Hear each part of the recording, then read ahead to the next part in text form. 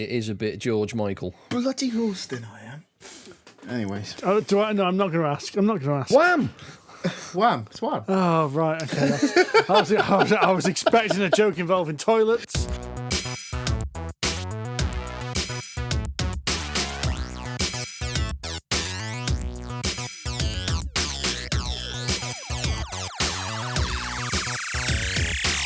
Hello, ladies and gentlemen, and welcome to the Polyhedron Gladdercast, episode 99. I'm Steve Tudor.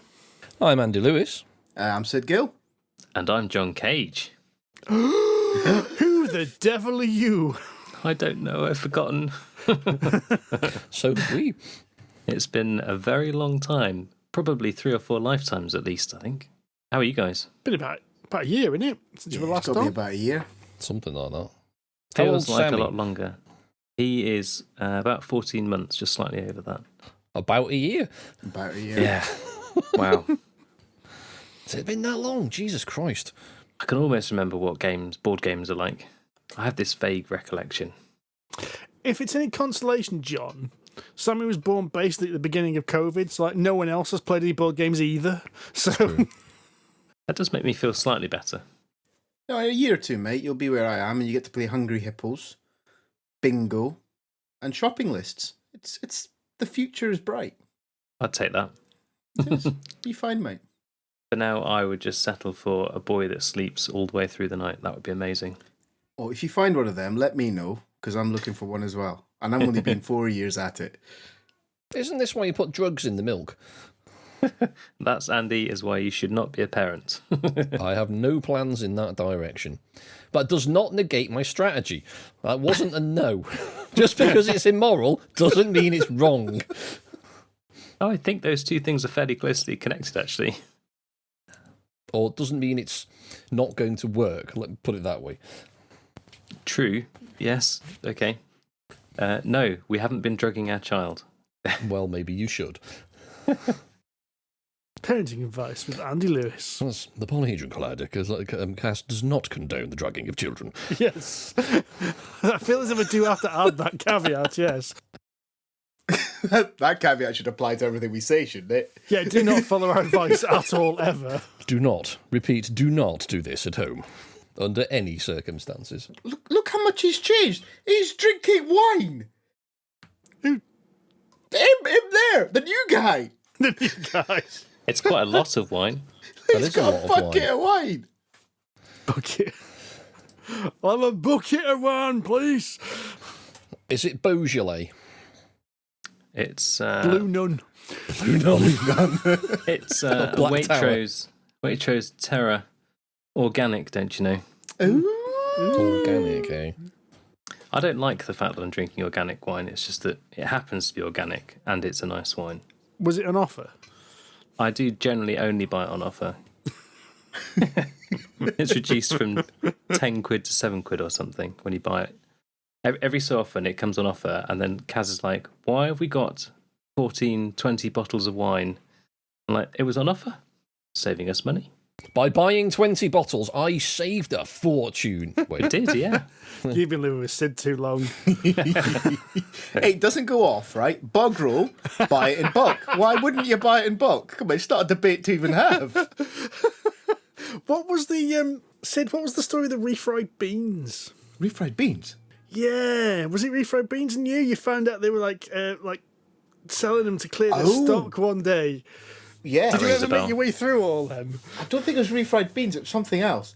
I think it was tomatoes. I think it was like chopped tomatoes, and they were going like they were replacing with a new brand of tomato. So I ended up coming home with quite The a lot of tomatoes. But it's a tin of tomatoes, man. They'll survive the apocalypse, right? That's true, they never go off. Tinned goods last forever. I just remember this hearing these tales of you coming back with basically you filled the trolley full of the stuff. Drives Sue absolutely nuts. Me and my flatmate did that in sort of January at university when we got back after Christmas with mince pies. Because obviously before Christmas they're like 4 quid a box. After Christmas they're 25p a box. So we bought about 60 and managed to tan 36 of them in a single sitting. You see, I think the big problem, and Nice. the reason I come a cropper with my approach to buying things is special days like you've just described. Easter, a great example, right? Easter, every day before, 5 quid for an egg. Sue gets me in trouble. Miss Easter. Day after Easter. Cheap eggs. Exactly. Getting in trouble is worth it. It's simple economics. It's true. Oh, dear. And I feel like I'm not being dragged into the commercialism of all the various holidays as well. So, it's a moral standpoint. That's what I should have started with. That's what I should have gone I in with. wholly agree with that point of view, Sid. The problem is, why don't we apply that to that logic to other things in life, such as board game buying, power tools, cars? I was just about to say that. That does not apply with board games, does it? Based on the amount we're spending on Kickstarters regularly. That's a different it thing, does though. not. She wouldn't understand. Fair enough. Let's not go down that rabbit hole. But it is interesting where we balk at money. 50p for a tin of tomatoes, £400 for a board game. That's perfectly acceptable. But the reason you could afford the £400 board game, Andy, is because you buy the 50 pence tomatoes. I don't know. That's the thing. I don't. Okay. Actually, to be fair, I only ever buy tin tomatoes on offer. I'm like you. I buy the expensive ones, but wait till they're dirt cheap because that way, same stuff, half price, job There done. you go, folks. If you want to afford the next best, biggest and brightest board game, you need to buy cheap tin tomatoes. That's our helpful hint for today. That is useful consumer advice. It's nice to know that despite being absent for 14 months, the shit you guys talk hasn't changed. I'd like to think it's got better. It's refined over that period. It's been distilled down to pure shite. Aged in bourbon cask now we are. Absolutely, We're yes. finished. That's what it is. Collector's edition. This is what this there is. we go, yeah. Distiller's edition, I'd like to think. That's of it, as. yes. Distiller's edition. But not that shite they sell in the airport, because that's shite. Snow grouse, you mean? I'm not sure what was worse. The look on the lassie's face for you giving her a load of jip, or the look on your face when you tasted the whiskey. I thought I was drinking bleach. Right, we have to put this into context for the listeners. This is coming back from Sid's stag do. Was it Sid's stag or was it Andy's stag do? No, it was Andy's, not It was stag Andy's do. stag do in inverted commas. Birthday. Because, it was... Yeah, let's not go into that. And so we get to the airport, and for some reason, we always get offered drinks when we go to airport tasters. That look about us. Yeah, on the way there, we got offered Baileys. Mm-hmm. No, it was way home. That was my breakfast Baileys on the way home. That was like 5 in the morning. Baileys on the way home. But yeah, you Classy. get offered this iced grouse, wasn't it? Or snow grouse. grouse. Snow grouse. Special Distilled. whiskey distilled to be drunk ice cold. You can't taste it, basically. I think I told her that. I mean, to be fair to her, she was just a promo girl. She didn't care whether it was good or bad. But, she received the brunt of my opinion. Hopefully she Honest fed it back up consumer the chain. feedback. Yeah. That's all it was. Poor girl. Yeah, it was a shame. I did feel bad for her. It's weird, actually, because the last time I went on the stag do via an airport, I went to Budapest, and I was offered a strawberry Baileys, which was the new flavour of Baileys that was coming out there. Yeah, it was like alcoholic strawberry milkshake. It didn't taste of Baileys at all. Oh, okay. They basically didn't put any whiskey in it, then I'm guessing, because I They can't put imagine something in it. I don't know. You couldn't taste it. strawberries and whiskey won't go well together, sure. Nah, it was based just alcoholic strawberry milkshake. It was actually quite nice. They could do. I mean, Kranaken, that's like whiskey and You fruit, want right? how now? Kranaken. Kranaken, that's the one. Kraken? The Kraken? The Saying Kraken. random words. The rum. No, what you said, Sid. Look, I Yeah, haven't had a Kranaken. lot of sleep in 14 months, okay? Oh, My brain mate, doesn't I work know. quite Don't right worry. anymore. Like I said, you get used to it. You get used to operating on basically bugger all. And then you come and look like me. So you go to work and you have a sleep in the office some Jesus, days. that's a hell of a change, isn't it? From John to Sid, from lots of hair to no hair, from no beard to lots of beard. If the hair slipped off the top of my Slight head, change in colour of skin. You There are guys some probably remember when differences. my beard was still black. That wasn't that long ago. I looked at some pictures the other day. I had a black beard. And it was kids that changed me. I swear it. Laura said that about my hair, actually. She said, yeah, a couple of years ago, you had like nowhere near as much grey. I said, yeah, it's living with you that done it. That did not go down as well as I expected. really? Funny that. You're like, calm down, housemate, calm down. Right, I don't have much news this week. I know it's been like 4 weeks since we last recorded, but I scoured board game news and couldn't think of anything that actually struck me as interesting these last couple of weeks. The only thing I did notice is there's been actually today, some photographs released that they're actually shooting the D&D film here in this very country. Well, that's because we have the generic Tolkien-esque countryside, don't we? We have, that sort of field, that meadow that needs to be copy-pasted a million times to form Oblivion, basically, and every other computer game that's set in that kind of time period. So they found that one field and they're filming it in there. Yeah, I think New Zealand might want a word. That's different. That's different. So the shots are from Alnwick Castle, which is just north of Newcastle, I think. I've never actually been there. I've never heard of this Northumberland castle somewhere, before. isn't it? It's Northumberland, is it? I've got to admit, I've got an inspection not far from there next week, and I wondered whether I could pop in, but then looked how far it was from where I'm going. When you look at the map, you don't realise the distances, and it was like basically double again of how far I had to travel, so maybe not. But I've been looking at the photographs. I can't work out. I mean, most of the photographs just look like generic fantasy film being recorded. But there's a couple of things like the flags look a little bit like Neverwinter flags. Oh, okay. Have they got like the dripping eye? Or I know that's the one-eyed cult thing that's in the game, isn't it? Not Neverwinter itself. Is Neverwinter the wolf? No, that's Stark. What's Neverwinter's flag? Remind me. So there are two flags being shown on these images. One is like 3 wheels, and another one is like a sun with almost like a wheel in the middle. But I think they're like more recent kind of flags and images rather than stuff that was in the video games like 15, 20 years ago. Anyway, it all looks interesting. Apparently, I read somewhere else they've been filming in Ireland last week as well.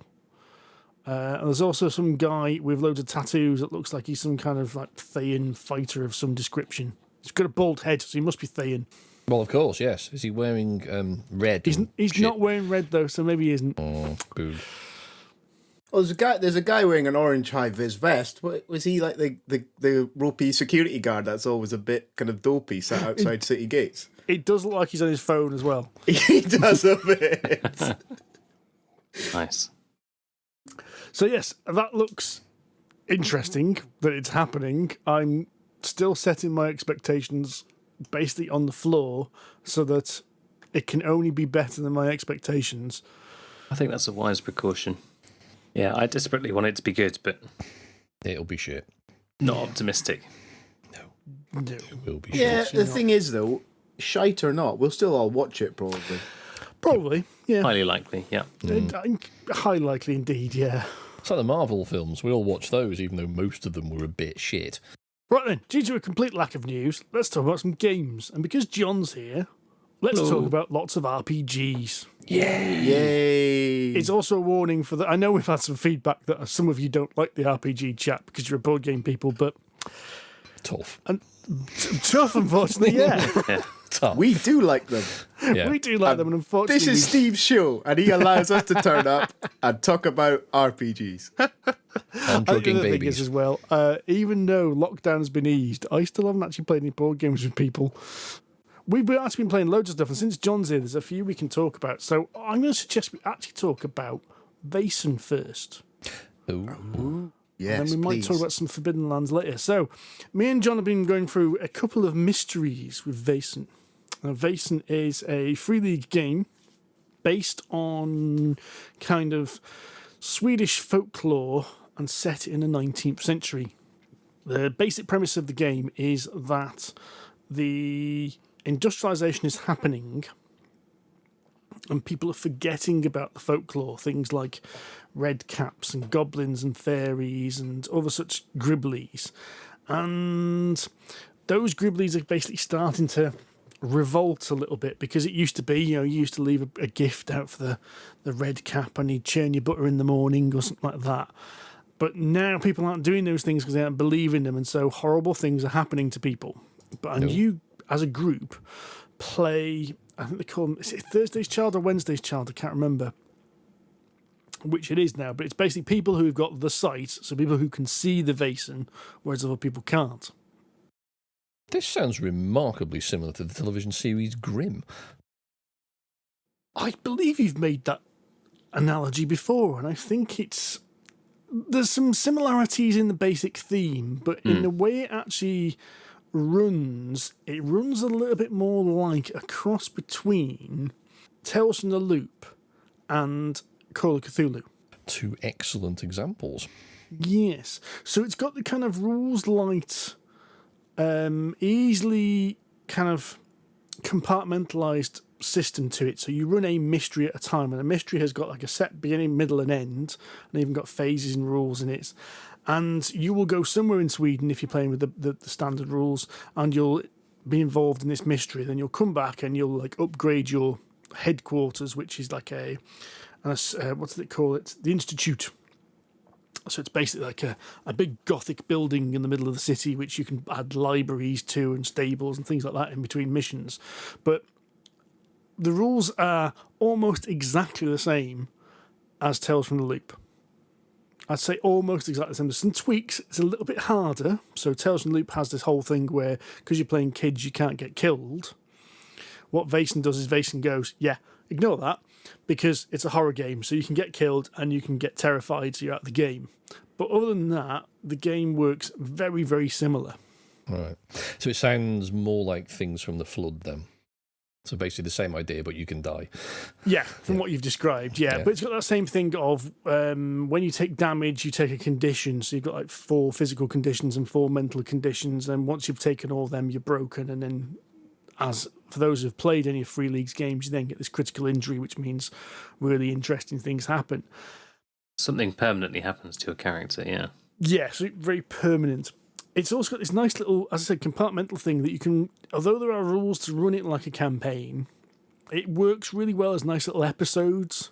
So each mystery is its own complete thing. And you can like drop it in between other games you're playing, almost like a palate cleanser in between bigger campaigns, or you just want something different from the evening. And I would say actually it's easier to run in that regard than say Call of Cthulhu is, because it's much more rules light. Yeah. The rules are quite simple. You can get into it really, really quickly. And again, because it follows on from the Tales of the Loop kind of thing, combat is not a big deal in it. Most of the games like role-playing and investigation. So you might get into the odd fight with something or someone, but it's definitely not the focus of the game. The focus of the game is definitely speaking to people and investigating the mysteries that surround these Vaesen and what they're doing.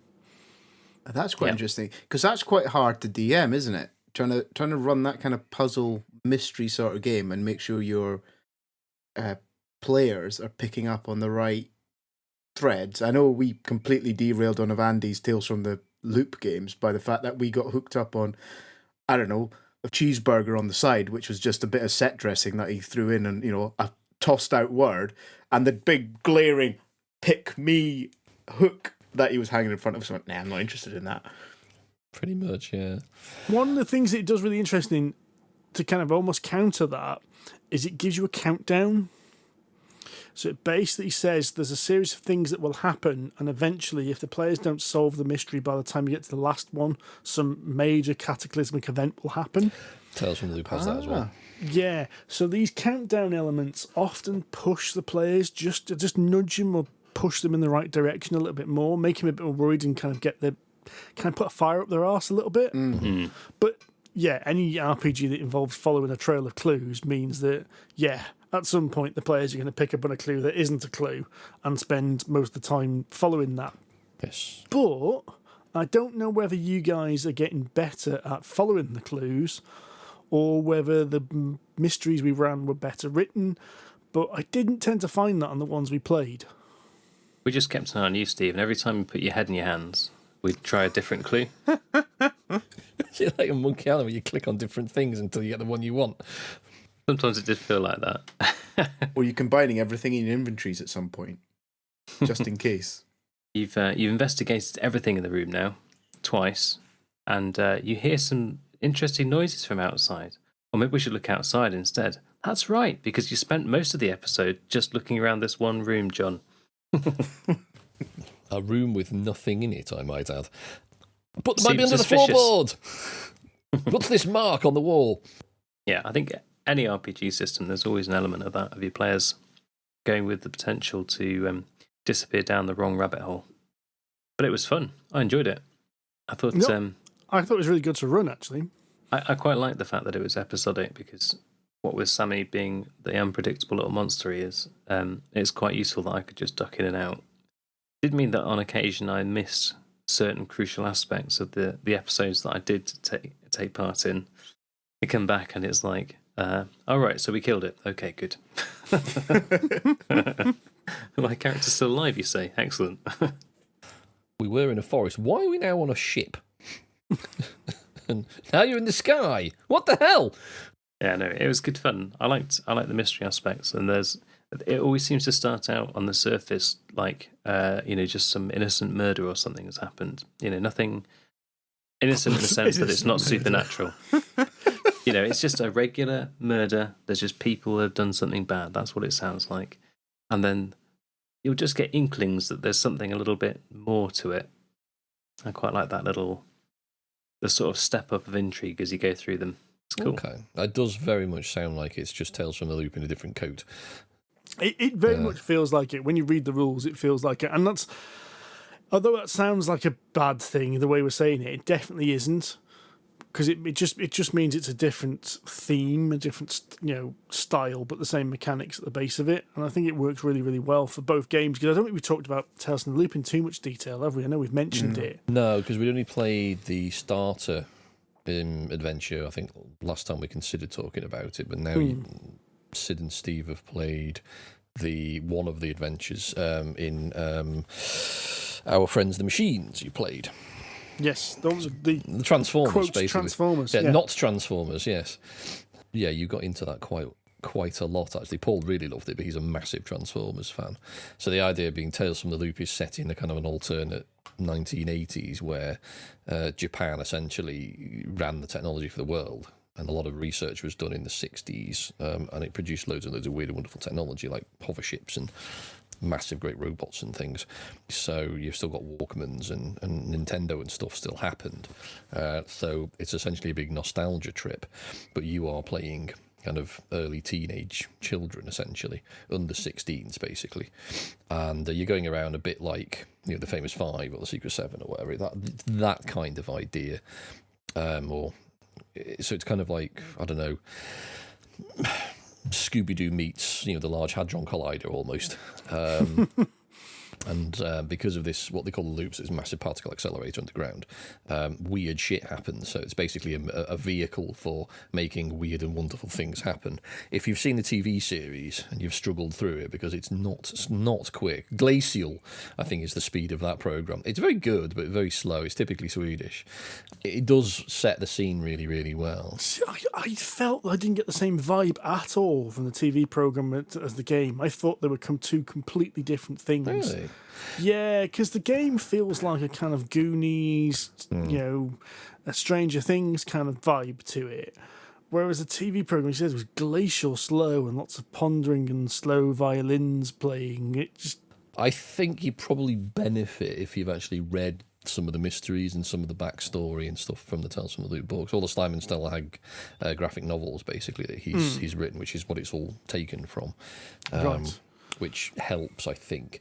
I can see what you mean, though. I mean, I felt it because obviously I've got all the art books and read a lot of the mysteries and stuff. So to me, it felt like it. But the idea being that one of the biggest drivers behind the game is you are kids. The adults kind of doing their own thing, and they are of no help to you at all. So you can't just sort of go run to your dad and go, "Dad, can we drive somewhere?" They go, "Nah, I'm busy. Go away." Fighting with your mum or smoking or getting drunk or whatever. So it's very much up to the kids to sort of solve things.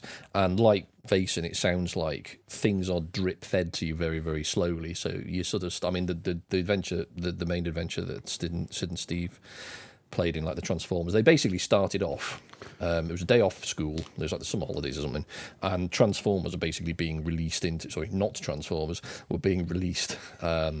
In Sweden for like the first sort of thing. And the local shop was the first shop ever to have them. So there's this huge, great party, and everyone was invited, and the kids were there queuing up outside the shop to buy toys. But then weird things start to happen, and then they got them all home. And someone the countdown happens in the background, and I used one of the countdown things on Steve. Actually, basically shot him. Gosh. Not to wound him, but he basically shot him with a laser, so he didn't actually. It hurt him a bit, and he's like, "What the hell is that?" Because he's like playing his guitar, thinking he's rocking out, but it's awful. But like he hears this pew pew pew in the background. What the fuck is that? And then things start to escalate, and then eventually they get to the point where the kids start getting attacked by their toys. So they're actually, okay, right, there's something really weird going on here. What the hell do we do about it? And it goes from there. And all of the adventures are very similar. So it does sound like, yeah, it is Vaesen in a different coat. And it does. You've kind of hit on one of the things that does worry me a little bit, in that I'm worried how similar they're going to be, because at the end of the day, as John said, you're going to be looking at some kind of mystery like a murder or something, and eventually it's going to end up being some kind of Vaesen. Yeah. So is it going to get a bit samey? Monster of the Week kind of thing. Yeah, but as I said, Monster of the Week's not such a bad thing. It is very much Monster of the Week, because you have to, there is even a point when you're allowed to do like a roll to see if you've worked out what kind of Vaesen it is that's doing this, once you've got enough information. And it's not a bad thing, but It does become a bit difficult not to metagame about that bit. yeah. Now, what is interesting is the rule book does mention about a campaign. It even says, like, the introduction adventure mystery in the book says this kicks off the campaign, but that campaign hasn't been published yet, which is a bit weird. And I think they got distracted as well, because they said they're going to do, the next thing they're doing for the system is a book on British myths and creatures. Ooh. So whether that's going to be a campaign or just a source book, I don't know. So I think it's very similar to the Swedish source book. I think that's what that's what Vaesen British Isles or whatever they're calling it is, because again it's that rich folklore thing. I mean, that's really what Vaesen is. I mean, from what I haven't bought that one yet, but it's on the list. But I've had a look through some of it, and it is very much about that folklore, that mythology, that mythos that the Scandinavians do so well. I mean, some of their stuff is terrifying, frankly. Yeah, do you know what I mean? It's creepy shit. Yes. But then they coupled that with some beautiful artwork in that source book as well. It is gorgeous. The artwork is stunning and doesn't look like anything else from other rule books. It looks, and not many people will probably get this link, but it looks very kind of Brian Froud, Tony Dieter-Lizzie kind of stuff. So Brian Froud is actually the designer of the kind of Muppets films in the 80s, so Labyrinth and Dark Crystal. Okay. Dieter-Lizzie was a Magic Gathering, or was it Dieter-Lizzie? I can't remember, I don't know how to pronounce his name properly, but he did a lot of Magic the Gathering cards and did Planescape for D&D. Oh, Did the Spiderwick. Yeah, he did all the artwork for Planescape, and I think he then split off and did Spiderwick Chronicles, which is again, these kind of like goblins and things like that. And it's got that very much that kind of style to it. And it is just a beauty of a book. Just skimming through, looking at the pictures of the Vaesen themselves, that's, is enough to me. Ooh, look how pretty this is. It really does sound like Grimm, the TV series, because that's basically Monster of the Week, and every week is a different Grimm, well, a different Vaesen. Basically, the monsters in that are called Vaesen. Right. So, they are, and the Grimms are the people who can actually see them. So they look like humans. They're basically beasties, but they look like humans, but only Grimms can see the Vaesen for what they really are. You shared some of the artwork along the way, Steve. And some of it is just spot on. Like when you get the description of a couple of quite foul twins, and they're talking a bit dodgy like this, and then Steve shows the picture, and it's like, "Ooh, okay, that's good. That really sets the tone." I mean, they are creepy as fuck. That's good. That's good. It was one of those ones as well. We played it over Roll20, and I basically just had to put in all the artwork into the game as handouts. It was rude not to, basically. Yeah, it's great. It's I would like to get those books. Actually, it's about one of the only Free League systems I haven't bought so far. Yeah, it's the one that I keep wanting to buy, but it's rocking our shit at the moment. It's not easy to get hold of. Yeah, I know it's out of stock in a lot of places. Okay, because they were doing like a full pack of it, which is kind of the core rule book and a bunch of the source books, the map and the DM screen and stuff for not actually a lot of money a while ago. And I had it in my basket, but I didn't pull the trigger. Maybe I should have done. Never mind. There's not that much available for it at the moment either. It's basic rules wise. It's basically just the main rule book and then a collected set of mysteries, which was because it went through Kickstarter. They were basically Kickstarter stretch goals. So, and I think you can get the dice and you can get the DM screen. That's and it. The Yeah, map, there's a map, and it's very similar to all the others. Yeah, but rules wise, there's very little out for it at the moment, and it'd be interesting to see what comes out in the future for it, because I can see it being one that's easily going to be dropped in. As I said earlier, like a palette cleanser between like big campaigns when you want to change your pace. Yeah, I suspect what they'll probably do is follow a similar model to Tales from the Loop, because it's a similar system. All the additional books for Tales from the Loop are basically just books of a few more, not necessarily rules, but systems and ideas that you can use to build your own mysteries, and then a series of separate mysteries that you can use as well that incorporate the ideas that the rest of the book has introduced. And there's 2 of those currently for Tales from the Loop. There's Our Friends of the Machines and there's Out of Time, which are based on sort of a load of time-based mysteries as well. So one of them, you can see the dinosaurs. Cool. Yes. But then they introduce things. I mean, there's another one they introduce actually as part of, I think it's actually Our Friends and Machines. They introduce UK, so similar sort of idea, Sid, where they've introduced the UK. You can actually have a loop based in Norfolk. Yeah, I've seen that. It's good. It's nice because I think that's what will appeal to people. You know, if you've got your own country's mythos in it or folklores and stuff, because it's something. It's that connection that Tales from the Loop does with the 80s for all of us. And if you start seeing, I don't know, Nessie or something rampaging through the streets of Bedford or wherever the hell you've set your flipping story, you know, that gives you that emotional tug a little bit. Yeah. And I think that's, for me, is going to be the trigger. It's kind of what I've held off from buying Vaesen, is actually waiting for the British Isles source book to come out, and then I think I'm just going to go deep and pick them up, because to me it's almost like a book I'd like to sit on my coffee table, because I think it just looks stunning. And it's one of the ones you could just pick up and just read about the history of folklore and monsters and beasties and it's just beautiful. The only problem with that approach, Sid, is that you end up with a very tall coffee table. Well, that's true. That's true. And I can't really do that with a 4-year-old around, to be honest. They'll probably draw it in crayons. So, Yeah. no, that's Yeah, good. you don't wanna do What that. I'll do Between is I'll the put it on the pages. high shelf, I bet, especially for the RPGs. There you go. I have one of those. Question for you, Steve. Because Tales from the Loop, I think we all, when we've spoken about it, I can't remember when, or on the podcast or not, but it felt very limited to that episodic kind of palate cleansing play for me. And it sounds like this one, Vaesen, is probably heading in that exact same direction. It's, as I said, it's got this little development system that's built in where you have your normal like progression stuff. So you in between sessions you level up so you can improve your skills and get new attributes. But it's also got this building your institute built into it.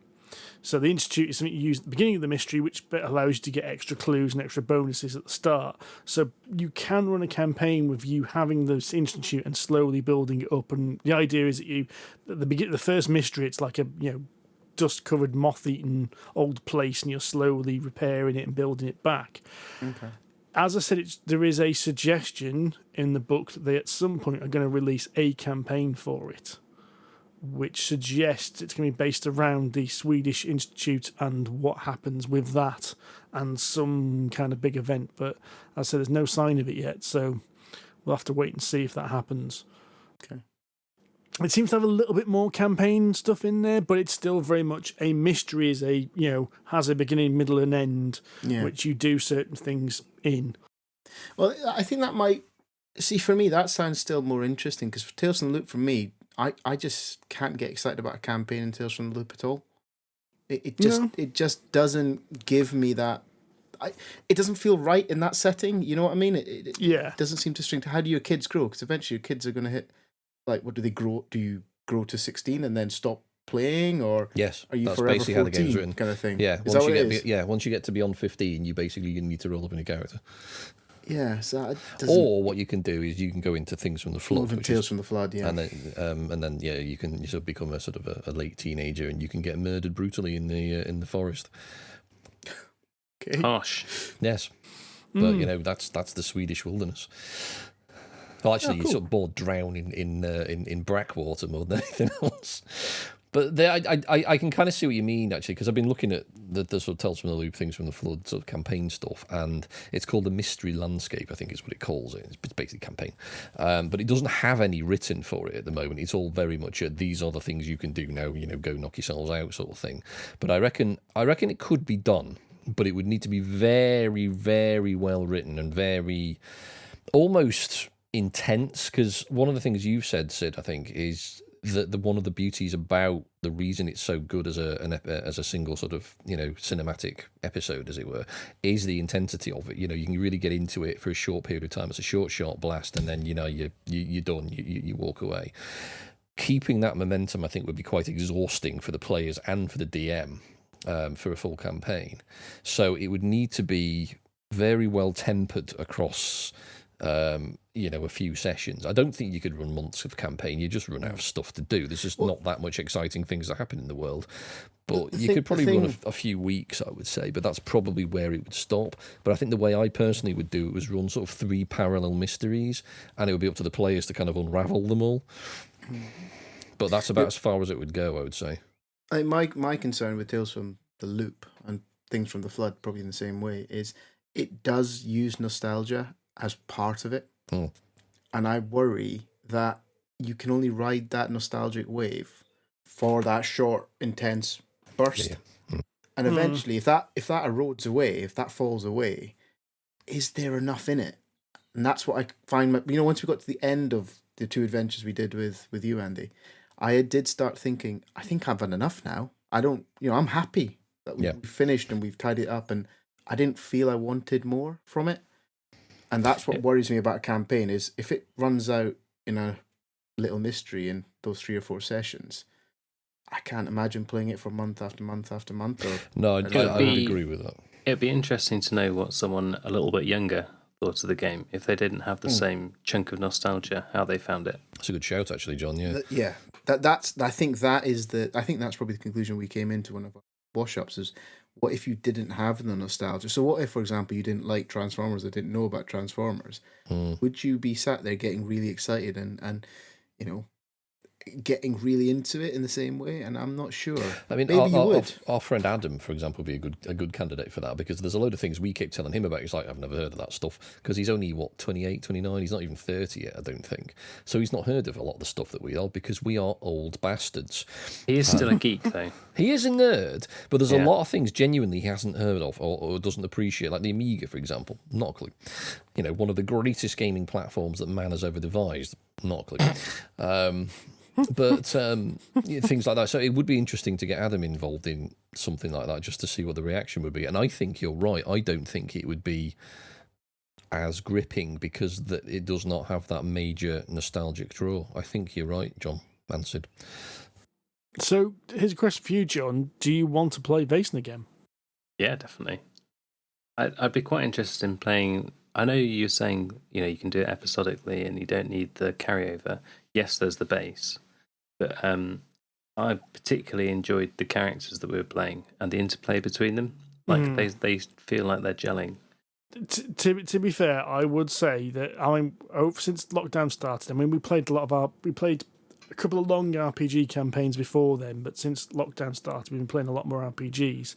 And I think everyone's RPG playing and role playing has just cranked up several notches.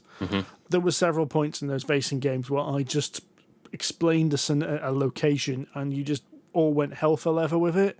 And it was some of the best moments in the game were actually nothing to do with the mystery.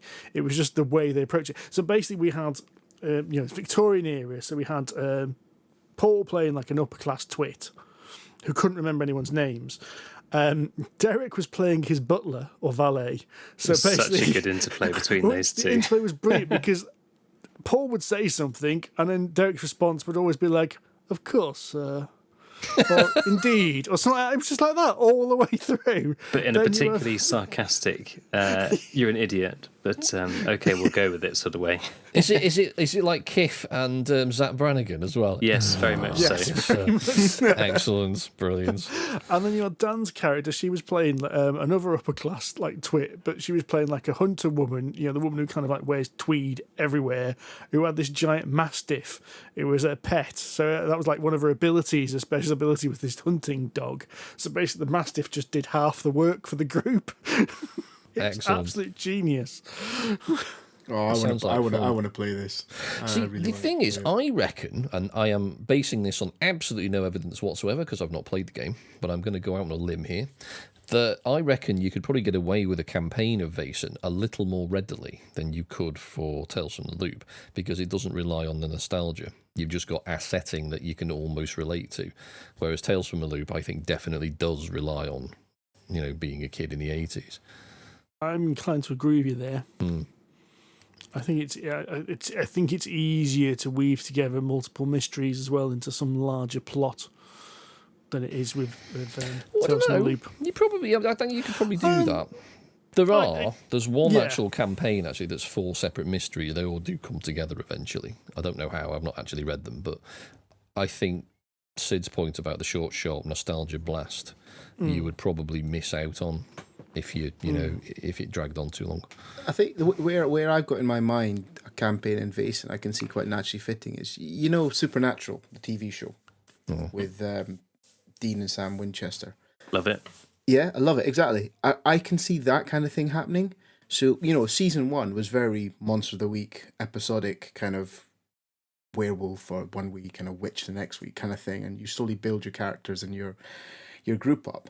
But as you develop through the seasons, you start getting more of I don't want to say a plot, but some kind of arc that starts to weave together the different beasties and why the beasties are arriving on Earth. It's kind of like Buffy and the Hellmouth, isn't it? That there's some kind of underlying reason that all these beasties are suddenly arriving and doing what they're doing, and eventually they'll coalesce into some big master baddie. So to me, this seems a very natural fit for a campaign in Vaesen from what you've described. Whereas Tales from the Loop, I still think, as you said, Andy, it doesn't feel like you can have that big story arc in it. It'd be like trying to do multiple sort of Goonies films. What do you do after you found One-Eyed Willie's treasure? You're kind of done, right? Where do you go next? What is the Goonies 2? It doesn't exist. This is why I think if you did do Tales from the Loop, I mean, I don't see why you couldn't, for the same reason you could do Vaesen. It's that you would need to be very careful on how these threads intertwined. I think having multiple mysteries that the players would actually have to pick apart. It's just set in the universe, but I think, so. I mean, from that point of view, there's no reason why that couldn't work at all, because you've got a loop and a lot of weird shit can happen. You could pull things out of your arse. Maybe there's one with a time travel thread, one with toy thread, one with whatever thread. You could mix all of those together quite easily. It's the nostalgia bit that I think would probably wear thin after a while, because you would struggle with the intensity of it. Because everyone got really into the Transformers thing, but after two sessions, everyone was like, "Yeah, I'm quite tired now." And I don't think you could keep that momentum up for so long. It would be a very different thing. The kids element limits it a lot as well. Yes. I think that does make it a much more compact game. And do you know what? It sounds like we're slagging it off and slating it, and I'm not. I think it is an incredibly good game. I still need to play it. But you do need to play it. It's a fun game. It is exactly what you need. If you come off the back of Aliens, sometimes you need some eye bleach. Right? That's what it is. Honestly, that's what it is. It just makes everyone go, I feel better now. I've cleansed myself of all this horror and Lovecraftian shit that I've just walked away from, and I feel all happy, and the world is a very nice place, and it's okay. And then you grab your pulse rifle and jump back in feet first. But Aliens I think it also high up my list. Also, yeah, you need to play Alien.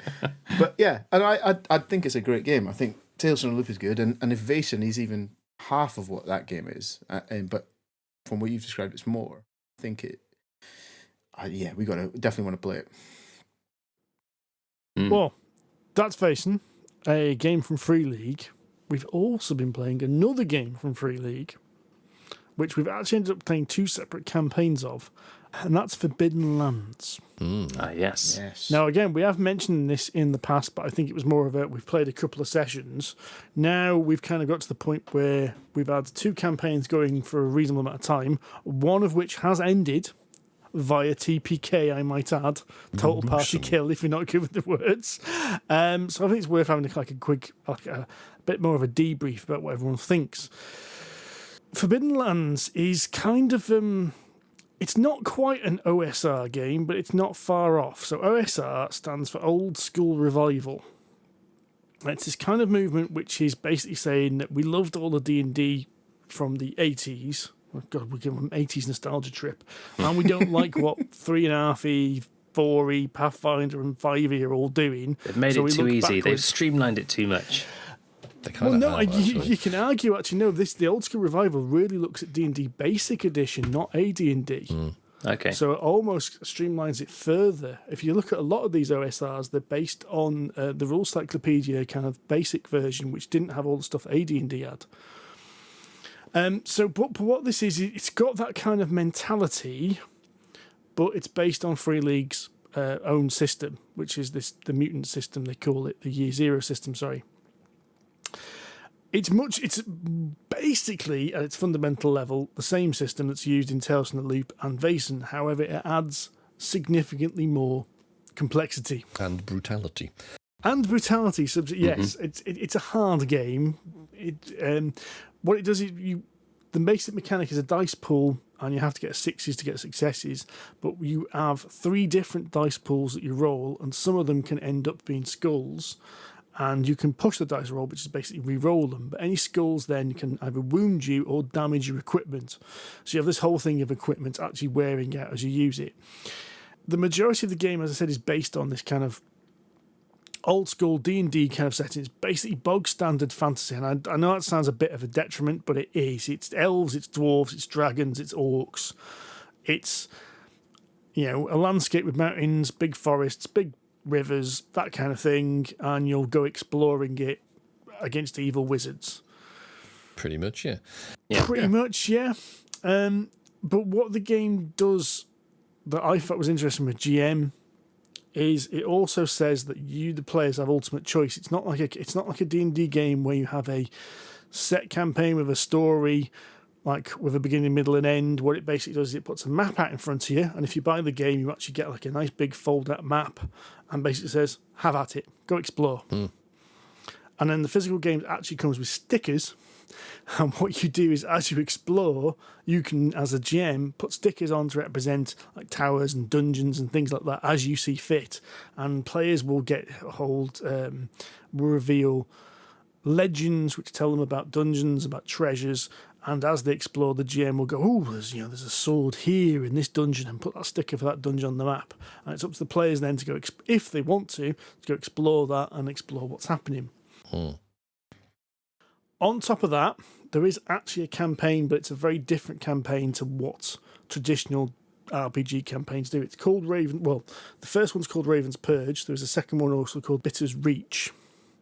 Rather than it being a campaign like a D&D campaign, which takes you from first level to 10th and has this, story that follows almost like a railroad, it basically says, here's a load of things that have happened, here's the world out, here's an end. How you get to the end is up to you. And where the end is also not up to the players, but up to the DM, but it's more, it's kind of shaped by what the players do, because there's no point in sticking it, the other side of the map if the players are all over there. But the way they've interacted with some of the NPCs in the game would kind of maybe suggest it's probably one in some place rather than another. So, yeah, you don't go, right, it's there right at the start of the game, because it might not be. Which is very different to, say, D&D. Like, yes. A typical D&D campaign like Storm King's Thunder, which we've mentioned. Very much so, yes. It's almost like everything's floating until it's almost like everything's in a to physics it up a bit. It's almost like everything's in a superposition of states until you make the measurement, and then the waveform collapses and everything sort of sets itself out, and off you go. It's very clever. Simples.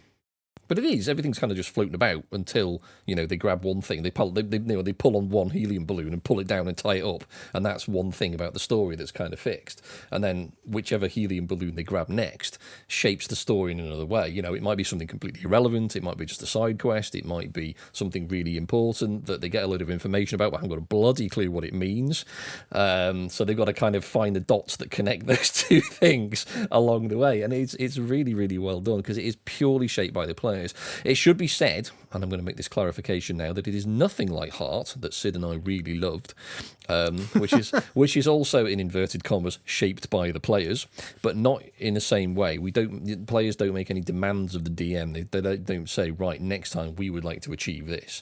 They might say, for convenience, we might go over here and explore this dungeon over here, but they don't say what they're going to find or anything like that. That's very much up to the DM to populate that adventure site, as it's called, and all the characters within it. It might tie into the story, it might not. It also depends on what happens when they get there, or even on the way there.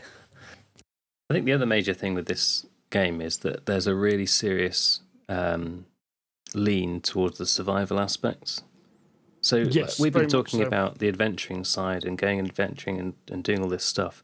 But even just surviving like the journey to the site you want to get to is not a small endeavor. You know, there is a very high chance that it's going to go seriously wrong, that you could starve, that you could get ambushed, that you could, you know, run out of water halfway there, and just your characters could die on the road to get to the place that you're trying to, you know, never mind the big bad at the end.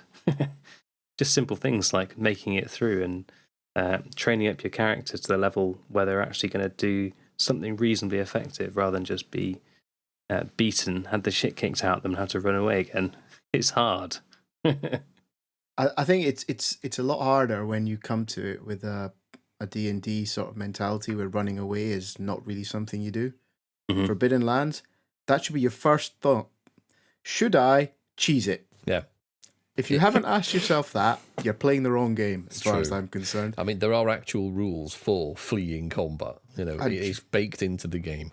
You need them. You could argue that it's a resource management game, and it is to an extent. The survival elements of it make it that kind of like managing your water or, you know, weight, encumbrance. I mean, encumbrance in it matters.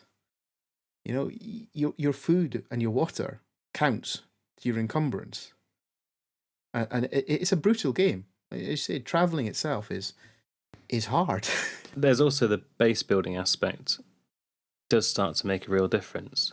So one of the reasons that it's so difficult on the road is that your provisions are tight, and you know, if you just even want to rest somewhere, you have to go and find like a town or something to rest in to do it very safely.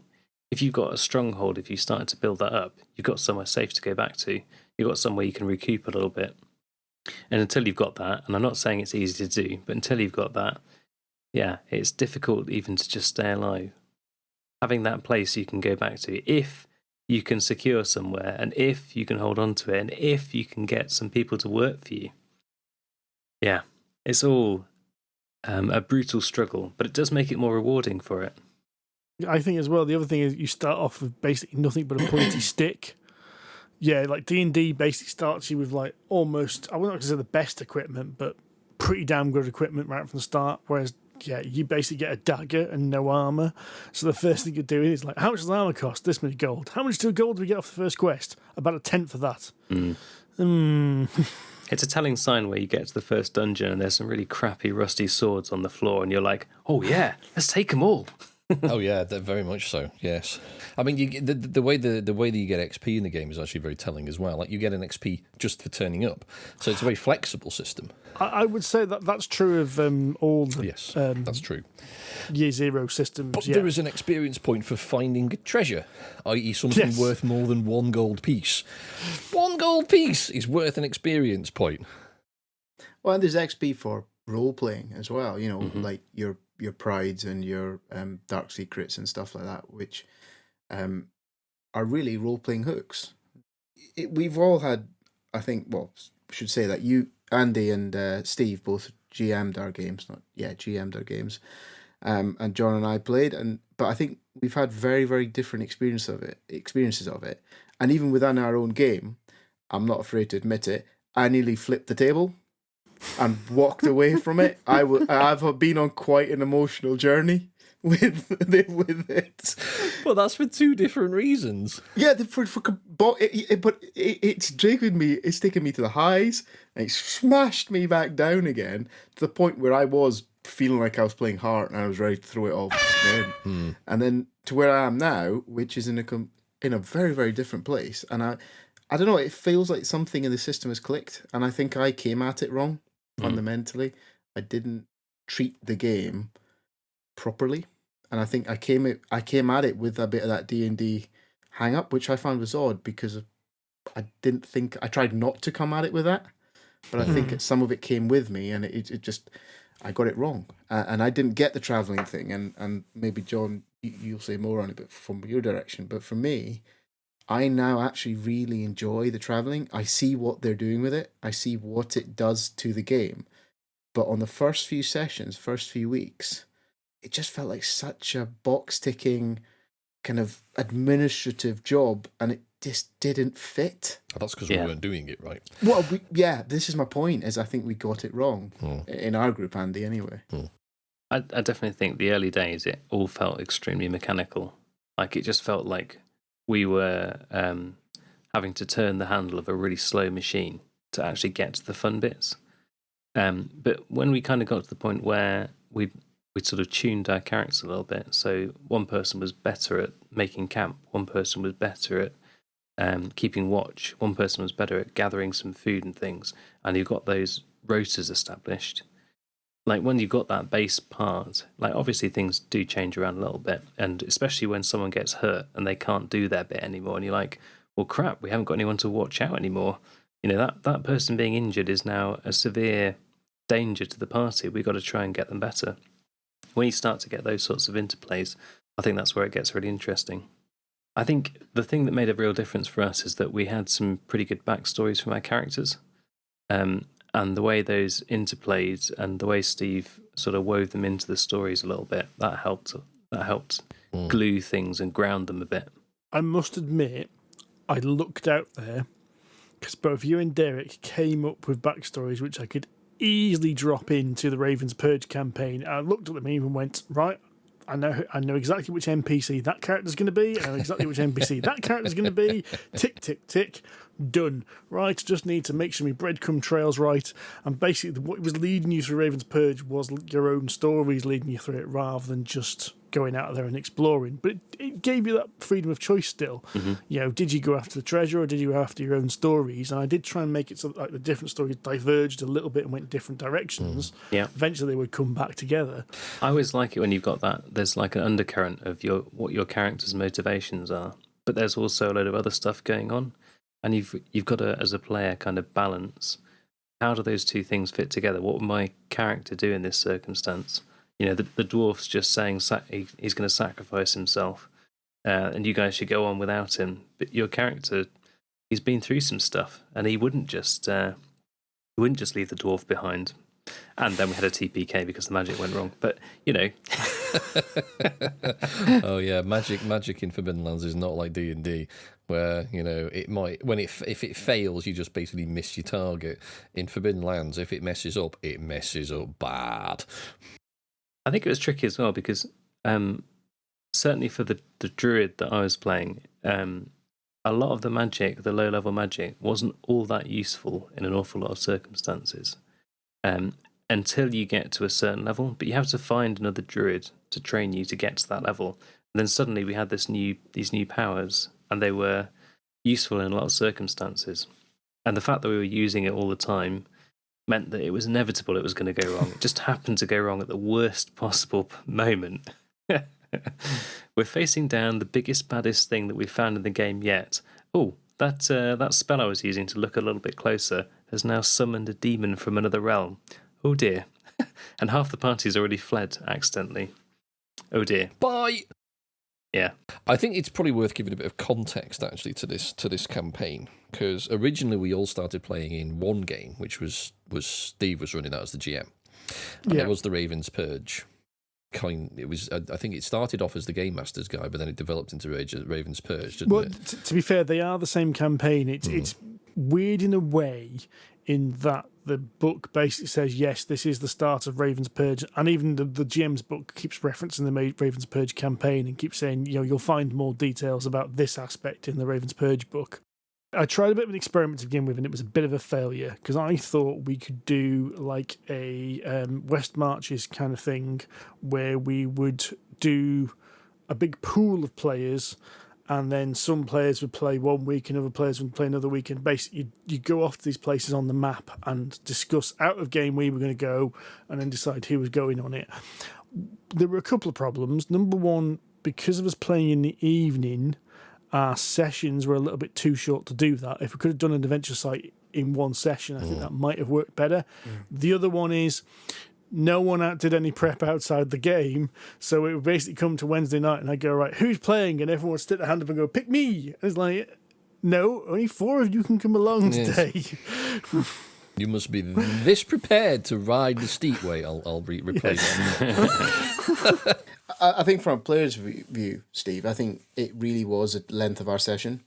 Yeah, I because think so. Yeah. I think if folk were sitting out one session, that would probably be all right. But if you were going to be sitting out maybe 2 or 3, then that felt a little bit like, well, I'm not sure when I'm going to get to play again, so you couldn't really plan around it. So I think it was really just our session length. If we had a 4-hour session instead of a 2-hour session, I think it would have worked really well, and I think the game suits it. And I think there are people doing it as a West Marches kind of game, and it would make sense because each adventure site can be completely standalone and yet still contribute into, you all meet up back at your stronghold or wherever the next adventure, and you share stories and out of the game and build it up into the bigger game, and then maybe all come together for some kind of Uber session or something at the end to take on the big bad as triple R bastards kind of thing. But assuming you survive that long.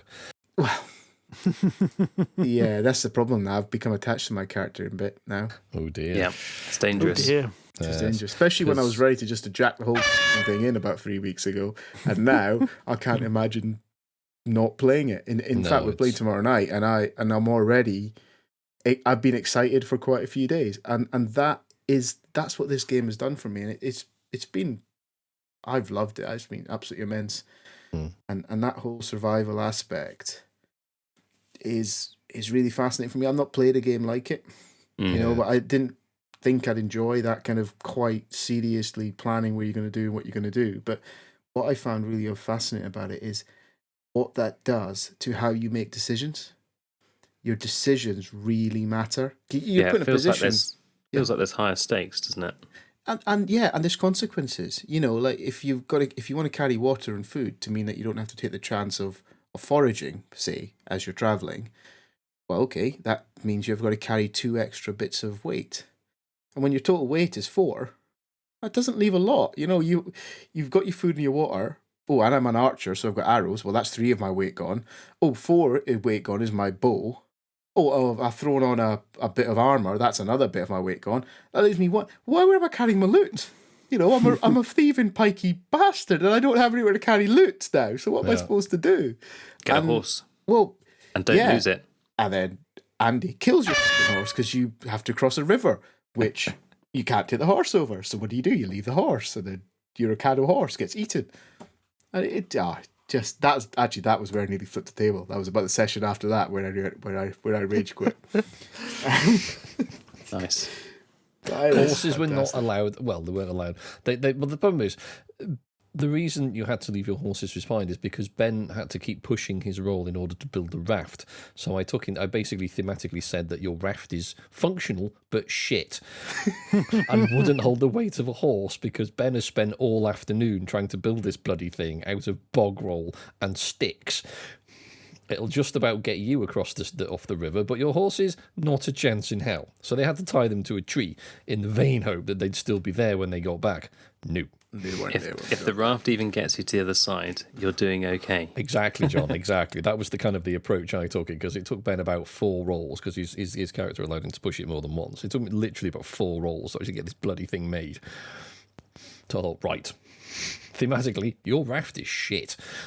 And then they got attacked by a griffin. Oh, that's the other part of it, isn't it? Is there's, from a GM point of view, you guys have got a hell of a lot of random tables to pick from, haven't you? To a point. I personally really love GMing this because you didn't have to think too far in advance, because your players could go anywhere next session kind of thing. It was very much a case of like half an hour before the session, right, where are you going? Right, I need to read up on that thing, and we can run that. Assuming that we even do that in the session. Yeah, true. But I mean, it wasn't, as I said, I'll keep referencing like the big D&D campaigns, the Storm King's Thunders and Curse of Strahd, that kind of thing. You really need to have read that entire thing cover to cover and more or less memorised everything. But with this, didn't matter. Okay, there was an end to a campaign, but I said you can get there several different ways, so you just let the campaign just kind of go. It felt quite refreshing. And in fact, we've now been doing a couple more kind of traditional kind of RPGs, and I'm feeling the stress a bit more, actually. I've got a lot more prep work to do. However, I've got a complaint against the way the adventure sites are written, which annoyed me endlessly every time we played, which is what they do is they call it an adventure site. So it's not a quest. It is just a description of a location. And again, the thing is almost static. You know, the players can affect things when they get there, but it doesn't really matter that much. It kind of like assumes that whatever's going on is going on where it happens. That's a very bad explanation. But what it does is it explains the locations, it explains the monsters, and it explains the events that can happen. But rather than putting them in next to each other, it does it in 3 sections: locations, events, monsters. So what happens is, like, okay, they approach the castle, they come to Portcullis. Okay, there's the Portcullis, it explains the Portcullis. You then have to skip forward 4 pages to find out what creatures are at the Portcullis. Oh, there's a griffin perching on top. Right, okay, that's there. And then you have to skip forward 4 more pages to find out there's 2 goblins having an argument about a lost copper coin. And it was like, why are these 3 things not on the same paragraph? Yes, and then also it's like, oh, these are the things that could lead the adventurers to this site.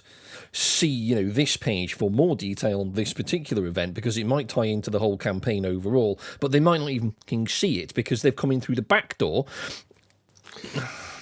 Yeah, I know exactly what you mean.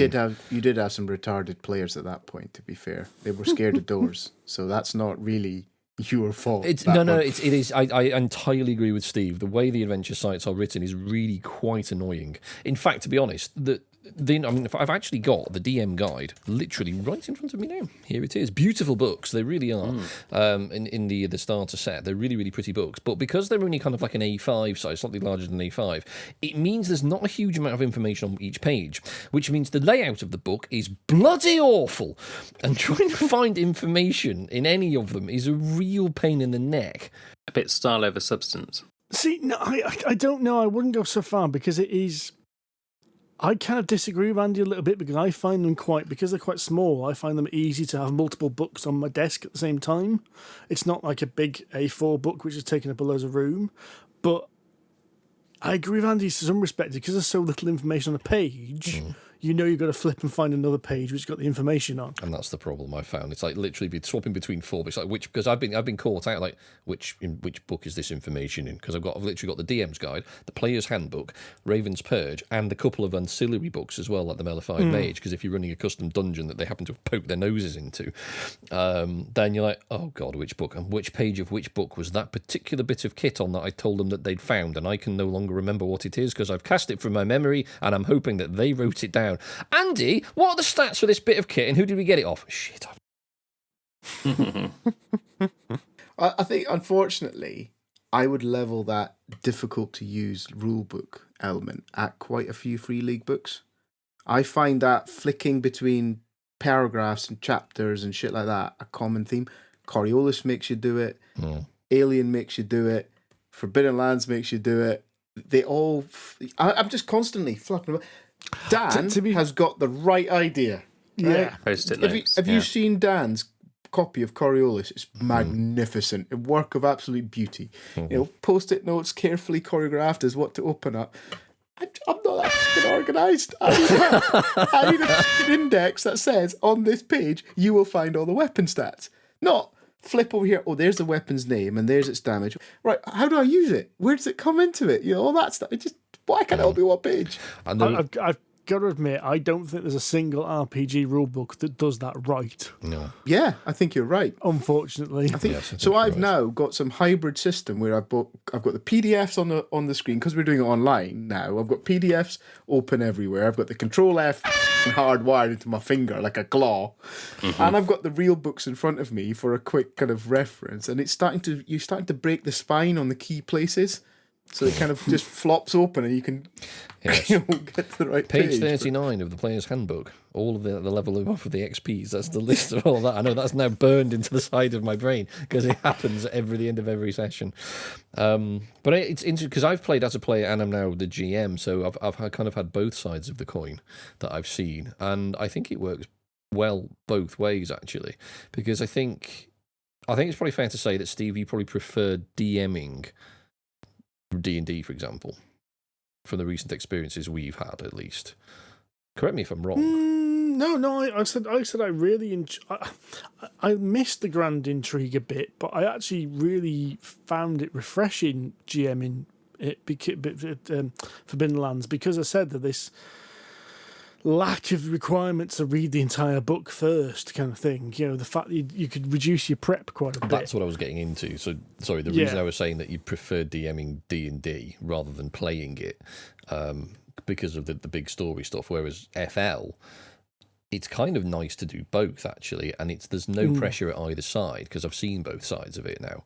Right. It's just as fun GMing it as it is playing it, because you get different things. Obviously, there's the threat and there's the tension of when you're a player. It's like, Jesus, am I even going to survive getting bonked on the head by a goblin?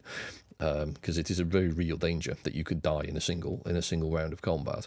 Because surprisingly, it's actually really hard to kill players in D&D, no matter how much you try.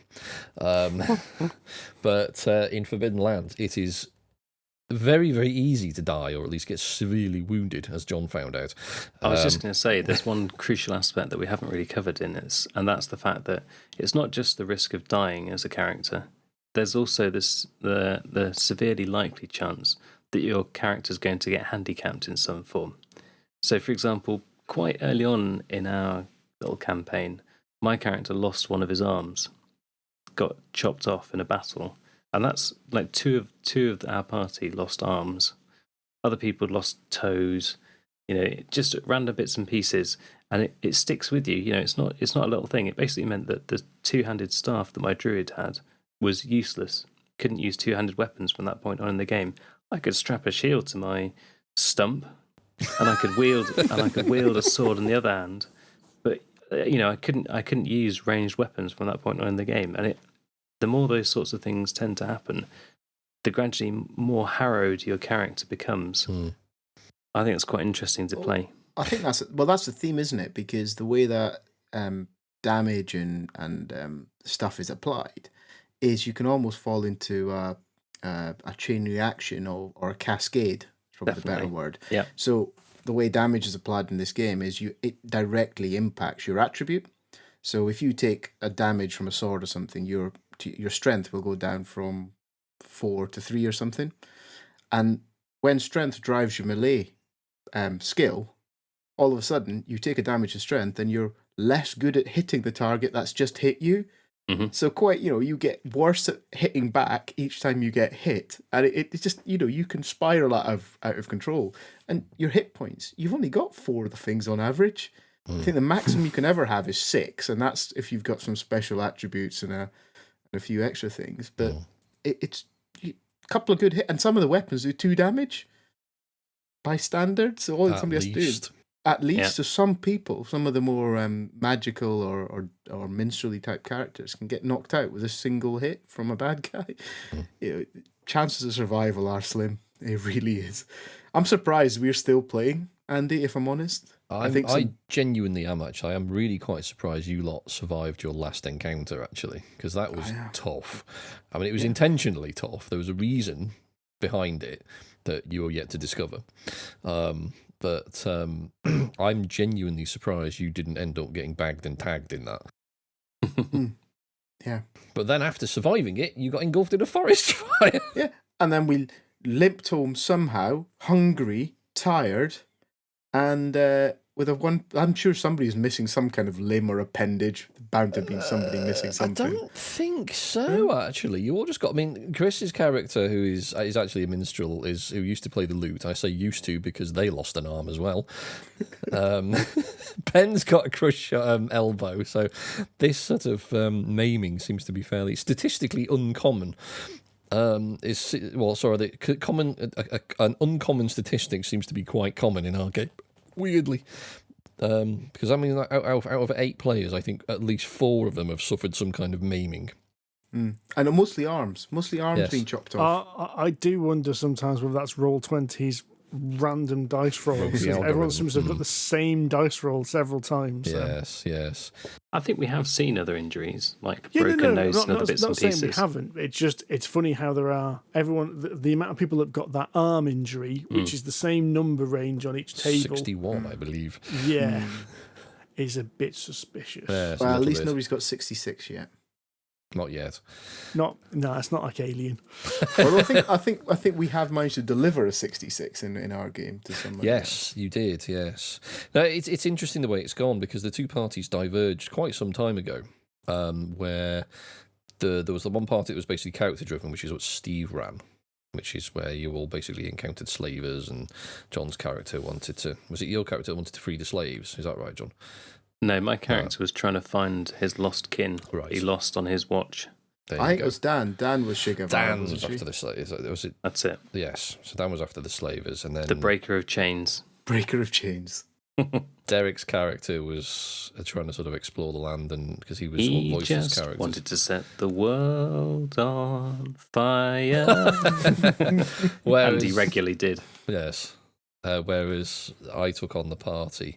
Essentially, my character got horribly ill and beaten up in an adventure site, but managed to steal a very powerful sword.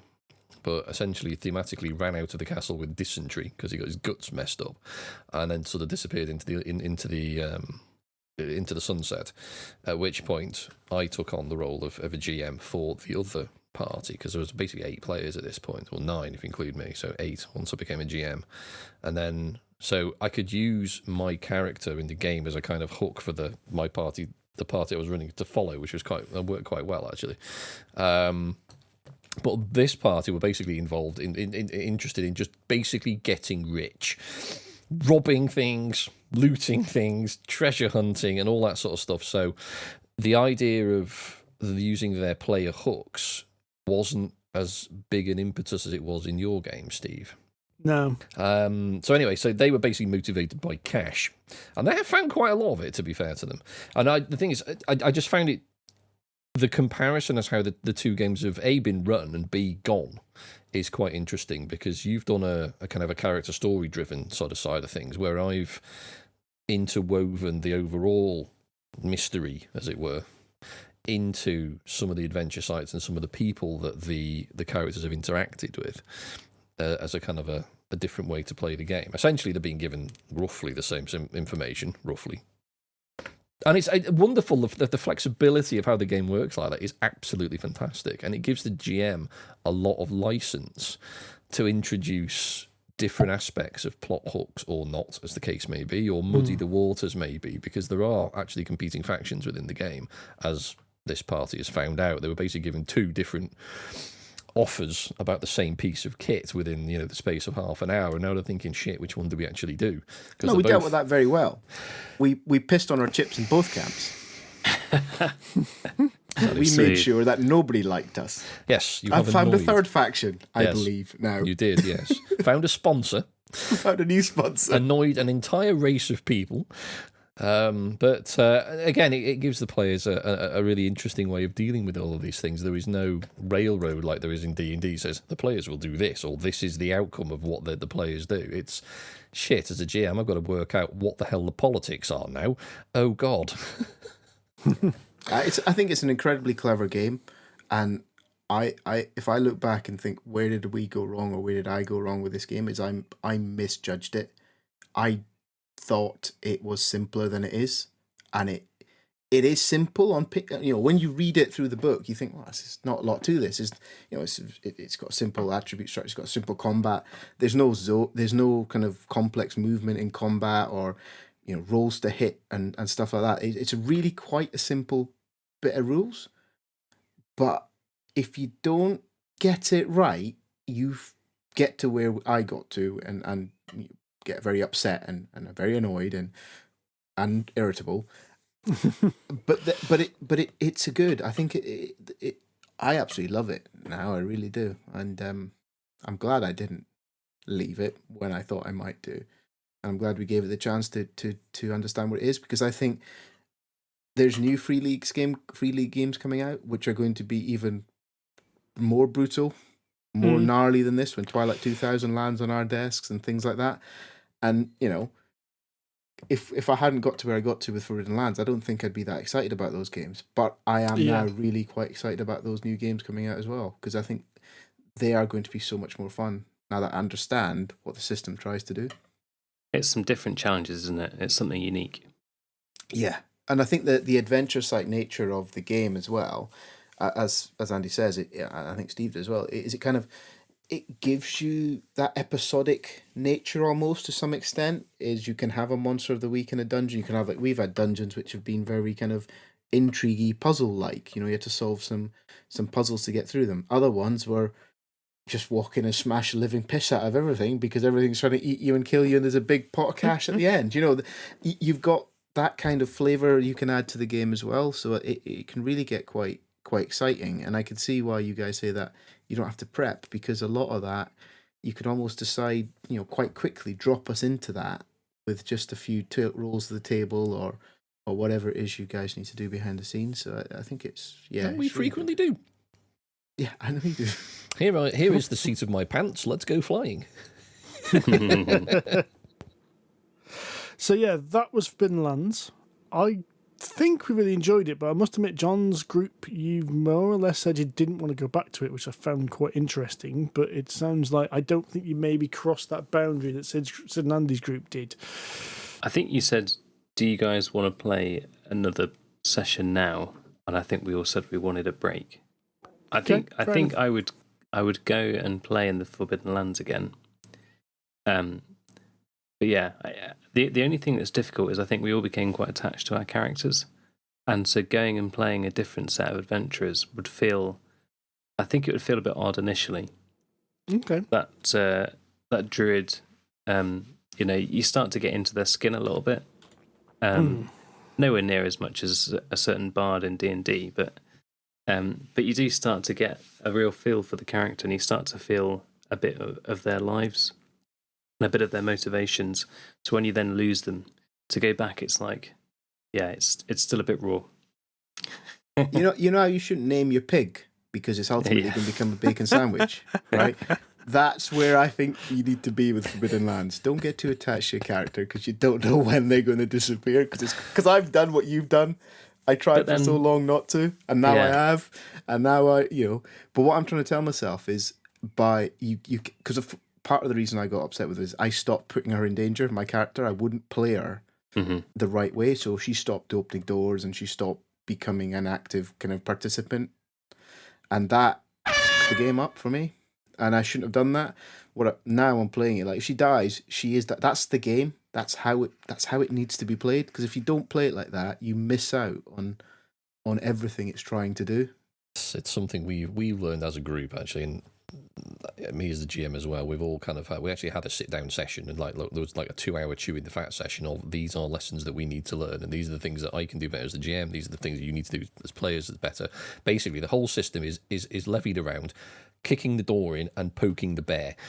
Because if you don't do any of that, the GM can't give you any exposition, and you don't find things out. Otherwise, you're just wandering around a field waiting for something to happen, and that doesn't really work, because that way you end up with the GM just sort of throwing stuff at you for the sake of it, and it doesn't feel very natural.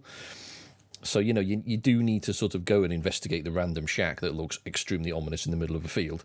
It's probably going to be a trap, but it might advance the plot, or you might find something interesting. It might find a piece of treasure or a piece of the story or something like that. If you just wander past it, nothing happens, and you end up in the situation we did, where you get to basically a mechanical trudge through a field, and sod all happens, and everyone gets bored session after session. You might find a talking fox. You never know. You might find that as well. That's all we've got time for this week. Thank you very much for listening. We have been Polyhedron Collider. Please give us a review on iTunes or your podcast platform of choice. If you'd like to chat to us, we are on Twitter. We are collectively at PolyhedronC. I'm at Wahothelmadenga. I am at Sonic H with 0. I'm at John_Cage. And I'm still not officially there. No. Yeah, that's fair enough. You're not allowed. We've also got a Facebook group and Board Game Geek Guild 2726. Don't bother going to polyhedroncollider.com because there's nothing interesting or new on there at the moment. Yes, despite promising new reviews and articles for the last 12 months, Steve and I have yet to extract fingers from orifices and haven't written a goddamn thing. I've got to admit, I got the little Google analytics email basically saying, you've had this many visitors this month. And I was like, really? That much? When we haven't done anything on there? More than 4? Wow. And that's us. That's me just clicking it, make sure it still works. Yeah. We will be back soon with episode 100, which is going to be... No, I'm not going to spoil the surprise. It's going to be a special. In every sense. Until next time, happy gaming. Tatty bye. Cheerio. Catch you later.